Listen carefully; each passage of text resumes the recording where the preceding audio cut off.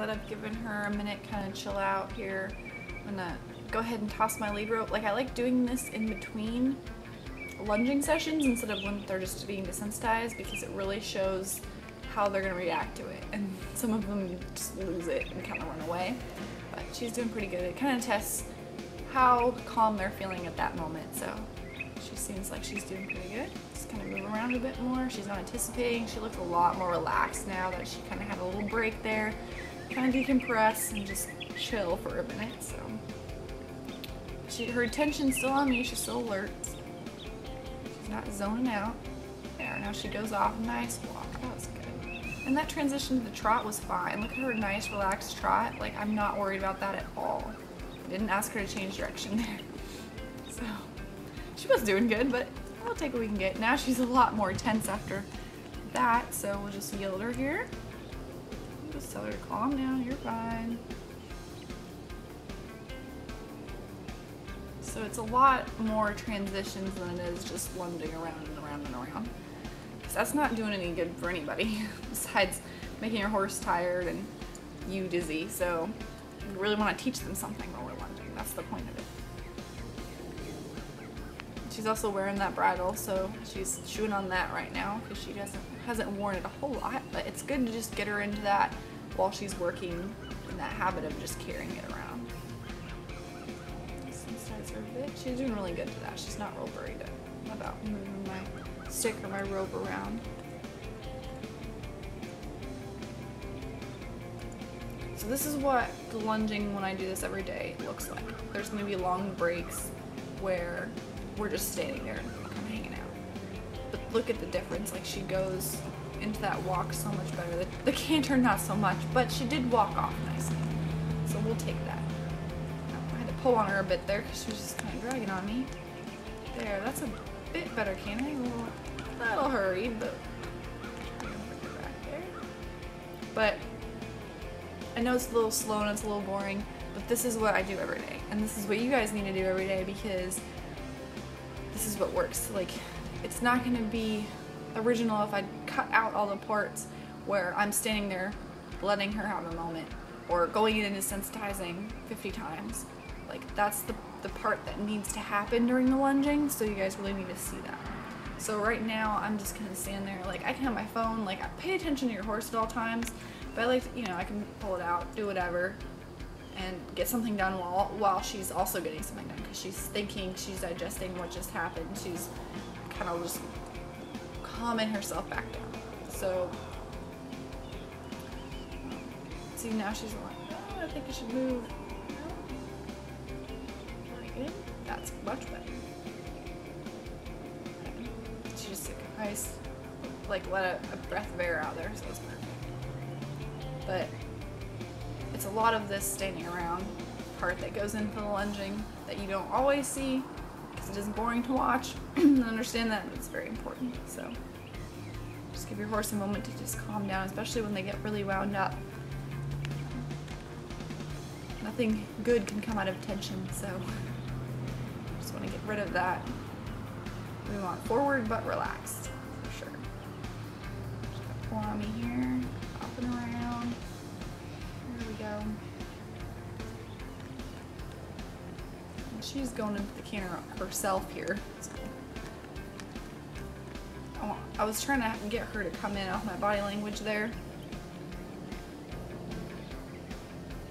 But backing up a little bit and then kind of giving her a pull on the rope, because she's pulling on me and I really don't want her to pull on me. So I really want her to get off that pressure.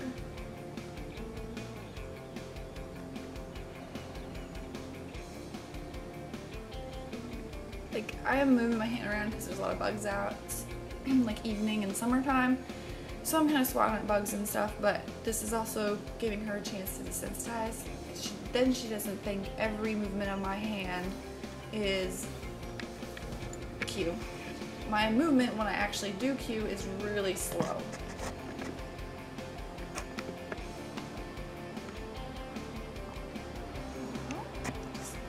Hold my hand up, spin the rope, there we go, and release. Just off to the races herself. That was better though. Much better canter that way. I'll take that. back up. There we go.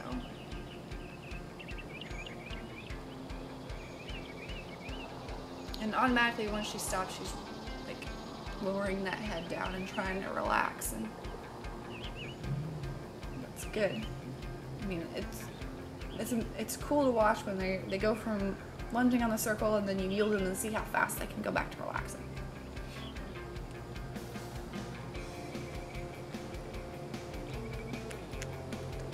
She's looking up. We're change direction here. The top was getting a bit tense. No, we're not going off. Just hang out.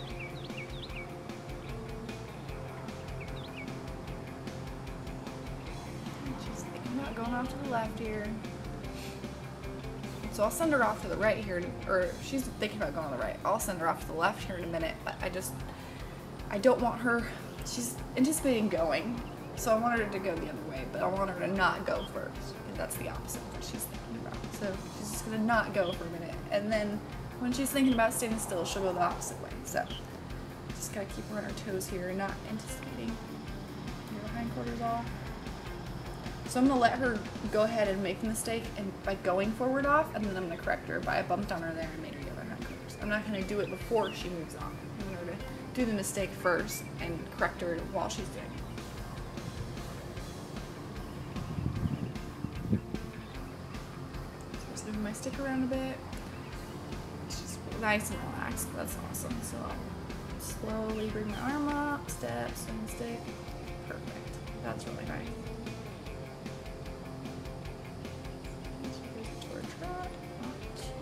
Getting a little tense there.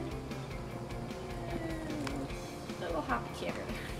So, not the greatest. There we go. Just wanted to get into the canter, and she's yanking on me a bit.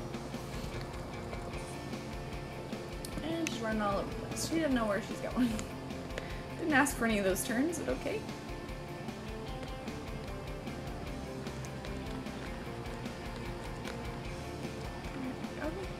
Strides, have her come back to me.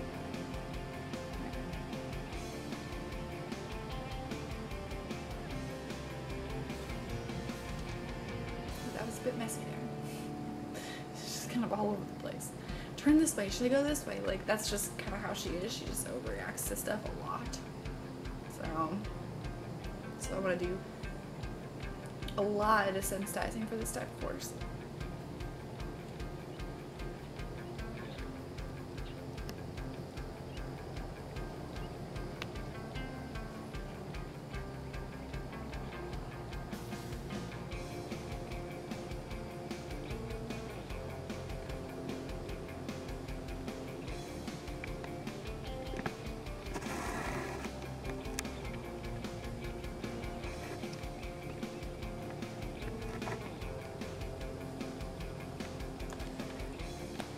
Gonna go over here and just sensitize her a bit in the middle.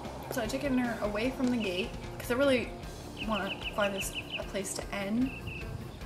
I want to end on a good note because I'm not gonna run her around for a half hour.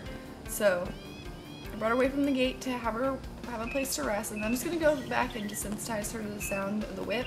And she obviously overreacted a lot there. So this is a perfect example when the horses get up and they start working and getting wound up, and then you go to desensitize them and they just kind of, they can't deal with it. Like, she was running around freaking out, and like, she's done this a lot before, but the difference was she was calm before this. So that's why it's good to get them up and moving and kind of get their blood flowing a bit, get a bit of energy there, and then desensitize them. So then it's like when you're riding and you're jumping and you're cantering, and then they can come right back down from that. That's really the goal here. Get her up, and then have her come right back down. Because if you never push them until they're up, then you're not going to be able to bring them back down. If you always just keep them nice and calm, like, they walk and trot, like, something spooks them and they can't come back down because they don't know how. This is where you're learning how to teach them that coping skill. Nice and relaxing. Perfect.